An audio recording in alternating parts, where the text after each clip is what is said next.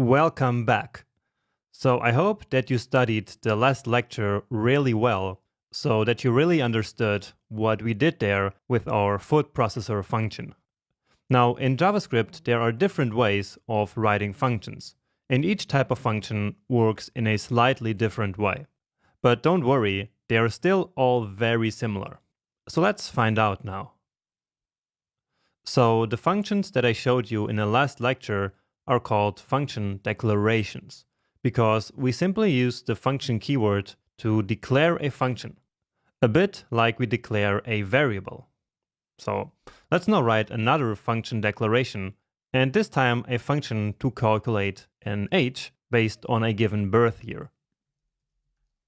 So let's again use the function keyword, and we're going to call this one calc age1, and that's because we're going to have another one later. So as I said, we want the person's birth year as an input to this function. And what is an input?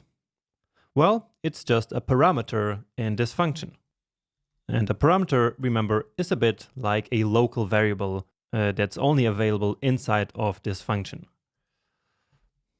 Then the function body with the curly braces, and now the code that we want to create here. So how do we calculate an age? Well, just like we did before, we take the current year, which once more, let's suppose it's 2037, and then minus the person's birth year. And then remember to take this value now out of the function, we return it using the return keyword. So we calculate the age first, and then we return that value. And actually we can simplify this and basically return all in one go. So there's actually no need to store this value here in a variable if all we do is then later return that value. So in fact, we can just take this value here, get rid of this, and then simply return the result of this expression here. So basically of this operation. Okay? So we're taking the birth year that we're going to receive and then use that to calculate the age. And so once again, this is a generic function which is then going to work for any birth year that we give it. So of course, let's now call or invoke or execute this function. And again, I can use all of these three words interchangeably. They all mean the same thing. So calc age1, and then remember to call the function, we use parentheses, and then we specify the actual value of the parameter, which is called the argument. Remember? So let's say 1991. Now some people use the words arguments and parameters as if they were the same, and actually that's not a big deal, but to be really precise, the parameter is, again, the kind of placeholder in the function, and the argument is then the actual value that we use to fill in that placeholder that is the parameter. Anyway, this will now create a value, right? And the value that this will create is the value that's returned from the calc age function. So basically this returned value. And so, once again, we need to capture or to save that value into a variable. So let's call this one age1. And just to make sure that it works, let's quickly check it out in the console. Okay. And indeed, we get 46 just like we did before. Okay. So that is a function declaration. But now let's create a function expression. So that's the other type of function that exists, and it looks like this. Instead of writing a function with the calc age name, we simply write function basically without a name, and then we still define the parameter. We still define the function body, which is going to be the same as this one, because we want another calc age function here. So we write the function like this, and then what we have to do is to store all of this here into a variable. And that variable will then be the function. So let's call it calc age 2. So again, we did write the function in a very similar way, but we didn't give it a name here. So it's a function without a name, basically, which is also called an anonymous function. So all of this here is basically an expression. And remember that an expression produces a value. And so we use that value and store it into calc_h2. And this will then be the function. And I know that sounds very confusing, but it will make sense, trust me. Now, to call this function, we actually do it in the exact same way. So let's do h2 equals calc_h2, and let's use 1991 again.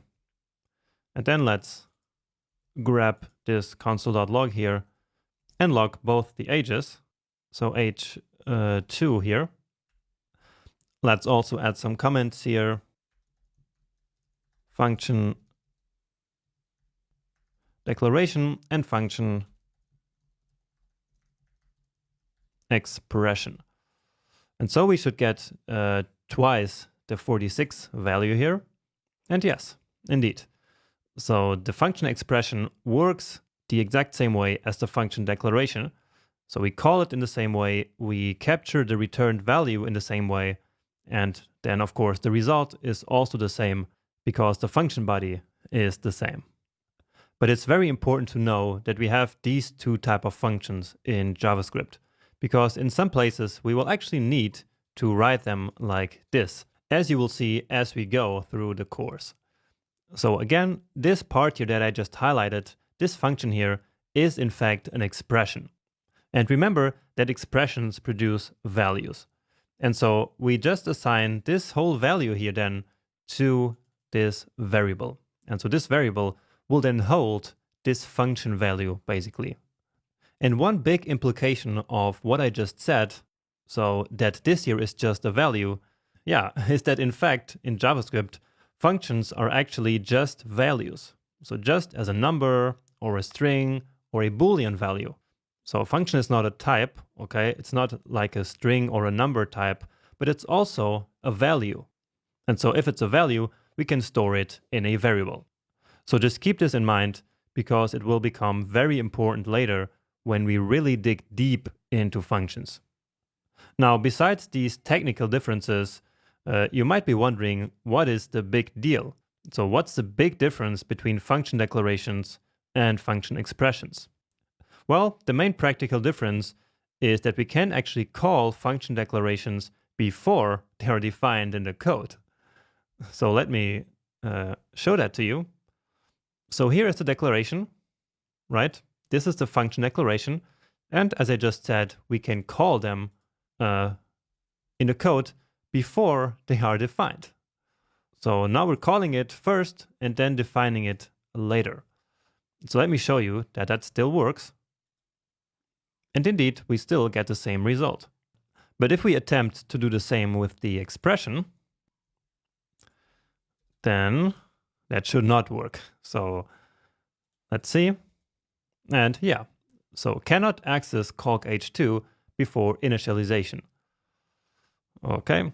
And internally, this happens because of a process called hoisting, but more about that in a future section. Okay. For now, just keep in mind that you can call a function declaration before you define it, even though that might not be such a good idea in many cases. But you can do it if necessary. All right. Now, another question that you might have in your mind is, which of the two types of functions should I use when I write my own functions? And, well, the answer is that oftentimes it's really just a matter of personal preference. And so different developers prefer different formats. Personally, I prefer to use function expressions because this then forces me into a nice structure where I have to define all the functions first at the top of the code, and only then I can call them. So this makes the code a little bit nicer and more structured. I also like to have everything stored in variables, so both values and functions.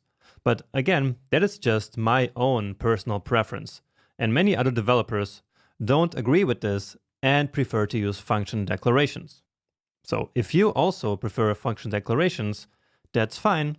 So just use declarations then. It's absolutely no problem.